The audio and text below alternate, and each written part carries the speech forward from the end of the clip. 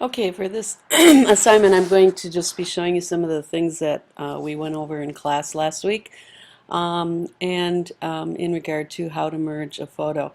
And we were working with several different photos. We were working with the building, and the picture of Zach, and then Dave in Boston.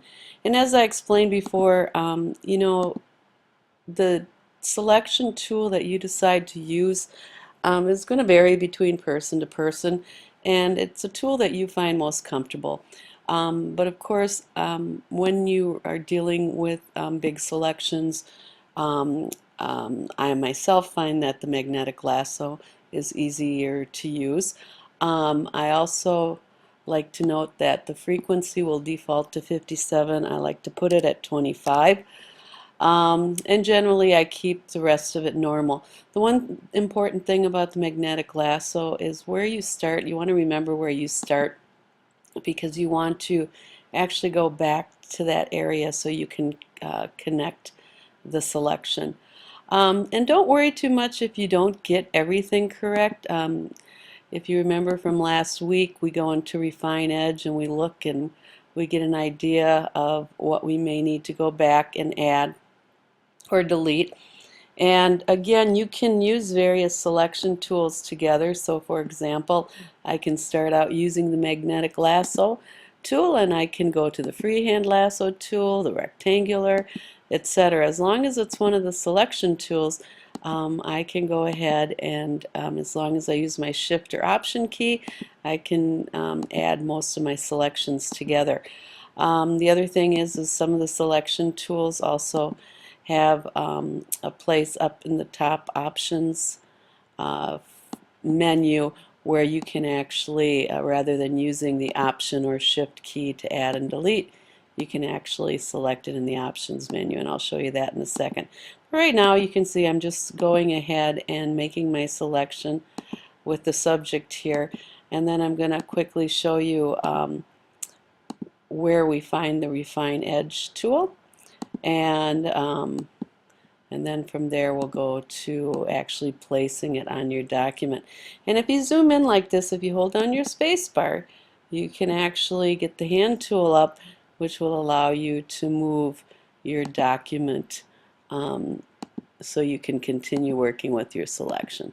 So I'm not going to worry too much about making my perfect selection right now, just because I'm just showing you basically the operations for this process.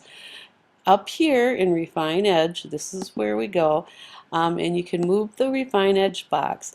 And as you can see, it's going to show me what my selection looks like. And this isn't too bad. I'd probably get rid of a little bit of area around the hair here. Otherwise, the side looks very good, pants and the coat. I'd probably go and add some selection to the shoe area. But the one thing I also want to remind you of is that we do a slight feather when we do our mergers. I like to stick around like a 0.9. Even that might be a little bit too much. You can kind of decide how your photo looks, but it gives it a much more realistic appearance if we feather the edge slightly before we actually put it into our background photo. But I'm going to go ahead and hit OK, and you can actually see how the actual edges have actually come in on the subject here, and that's because it is showing me that I do have a slight feather going on here. And basically, I would do the same thing for the other option. And again, like I told you, with the selection tools, like with the lasso tool, I can go up here, and rather than using my shift and option key to add or take away from a selection, I can actually turn it on so that every time I use the tool, I'm adding to the selection.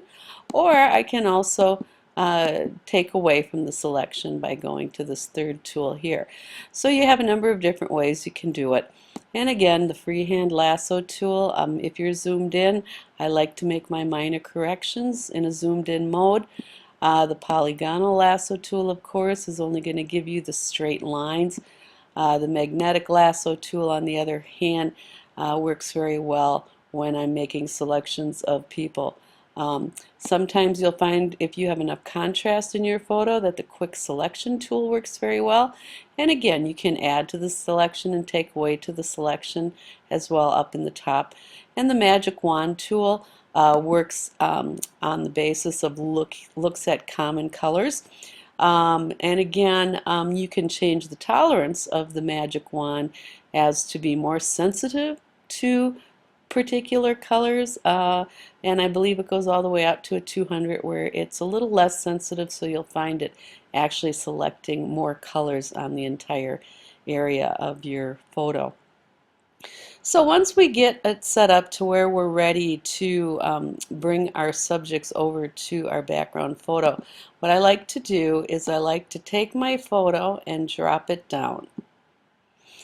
And I'm just going to go ahead and go over to the background. That was the other one we did. The background photo here. And this is the one that we did in class. And what I did was I just have my picture here, and I go on to the Move tool, which, by the way, is the V tool, or the V key. And then I go ahead and I select my subject and bring them over to the photo here. Now, if you do remember, I did recommend that you strongly have checked your image size for the photos that you're going to be using, and you want to make sure that all the photos are similar in width and height and retain the same resolution, because you don't want to be bringing in a subject that is less quality than the background image you have, because it just won't look very natural. The other thing we do when we do our free transform, this is found in Edit, Free Transform, which is also the Command T key. And the one thing I want you to remember about this is you want to always hold down the Shift key while you're dragging from the sides of your image, okay? Because if you drag from the top, as you can see, it's going to go out of perspective. So again, holding the Shift key down and dragging from the corners. And then when you feel comfortable with your image size, double click it, and you're ready to go ahead and go to the image adjustments. And we showed you how to use the levels. And just one thing to note, that the black controls the shadows, the gray controls the midtones, and the white controls the highlights. So that just kind of gives you a little added understanding of what ones you may want to find yourself using when you go to make the selection look more realistic. And the other adjustment tool I did use as well was color balance.